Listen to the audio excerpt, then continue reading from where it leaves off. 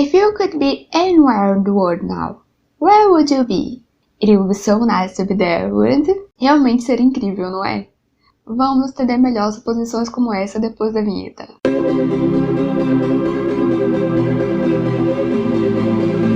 Oi, seja muito bem-vindo, bem-vinda aqui ao Inglês em Flashcards. Hoje estamos no nosso terceiro episódio da nossa série Desmistificando o Verbo to Be, feita para esclarecer as suas dúvidas sobre esse temido verbo. Já vou começar avisando que a gente tem uma lista VIP que você pode ter acesso a vários materiais exclusivos. O link está aqui na descrição caso você tenha interesse em se inscrever.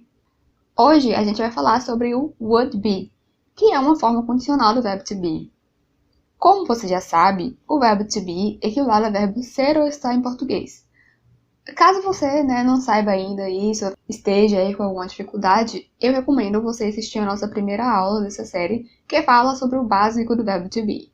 Voltando aqui ao assunto, eu não sei se você sabe também, mas o verbo would, dentre as suas funções, irá modelar o verbo principal para a forma condicional. A gente também tem uma aula exclusiva sobre o verbo would. O link está aqui nos cards.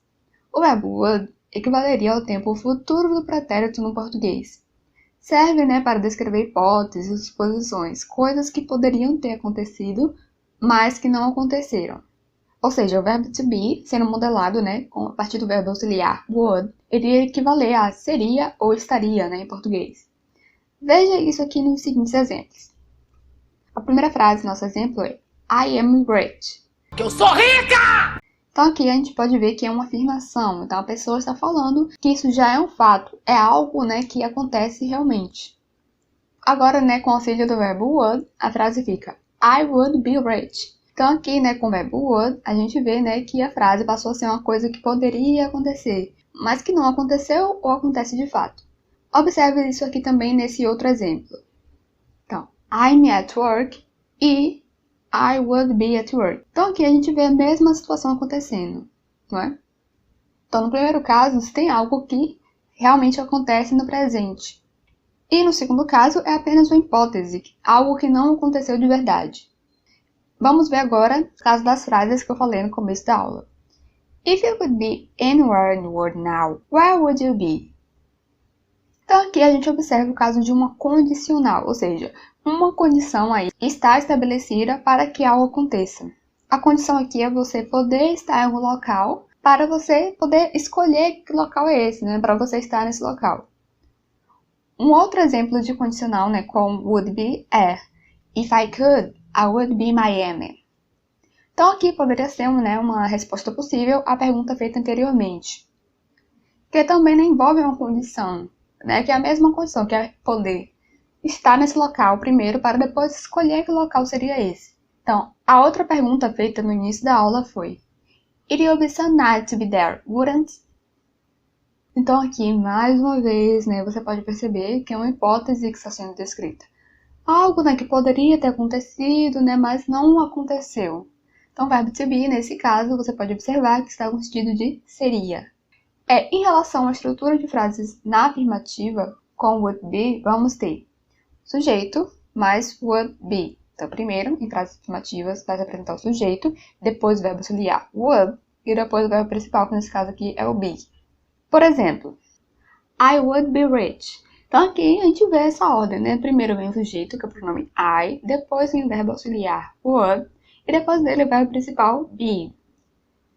O verbo would também pode se apresentar na forma contraída. A forma contraída do verbo would na afirmativa é apóstrofo D. Então a frase, agora na forma contraída fica I'd be rich. Então a conjugação, também não vai mudar, independentemente de qual for o sujeito. Então vai ser would be, para todo o sujeito, seja I would be, you would be, he would be. E na forma contraída também vai acontecer a mesma coisa, não vai mudar, ficando I'd be, you'd be, he'd be e assim por diante. Nas frases negativas, a estrutura vai ser sujeito mais would mais not mais be, como na frase I would not be rich. Então aqui você pode observar justamente essa ordem, Sujeito, depois verbo auxiliar would, depois partícula not, depois verbo principal, que nesse caso aqui é o be. A contração de would not, que é o would, na forma negativa é wouldn't. Então, passando essa frase agora para a forma contraída, a gente vai ter I wouldn't be rich. Na forma negativa, assim como acontece na forma afirmativa, a conjugação vai permanecer igual para todos os sujeitos, seja na forma completa ou na forma contraída, né? Vai ser would not be ou wouldn't be para todos os sujeitos. Agora, nas frases interrogativas, a gente vai ter uma inversão entre a posição do verbo would e do sujeito. Então, a estrutura fica would mais sujeito mais be. Então, para você fazer uma pergunta em inglês, primeiro você vai falar o verbo auxiliar, que nesse caso aqui é would, e depois o sujeito. Por exemplo, would I be rich?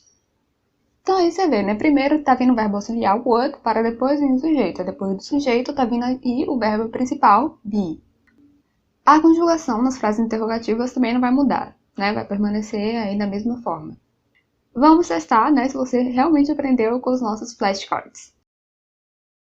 Com o verbo auxiliar would, qual sentido equivalente em português teria o verbo to be?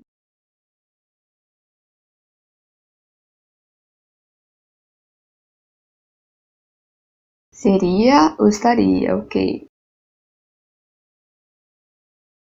I would be a teacher.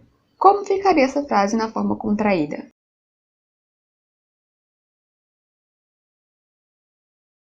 I'd be a teacher.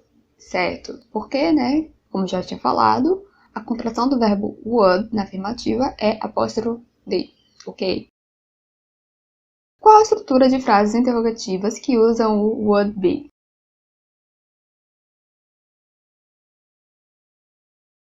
Would mais sujeito mais be, né?